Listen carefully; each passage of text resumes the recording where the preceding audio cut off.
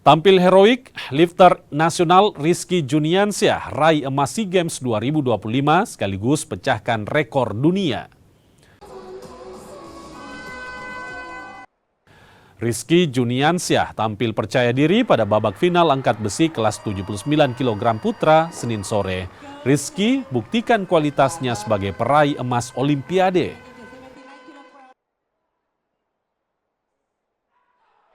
Pemuda asal Banten ini sukses membukukan angkatan snatch 160 kg. Sedangkan pada angkatan clean and jerk, pria yang baru resmi diangkat sebagai prajurit TNI mencatat rekor dunia baru dengan angkatan 205 kg. Total angkatan 365 kg juga menjadi rekor dunia baru dari sebelumnya 363 kg.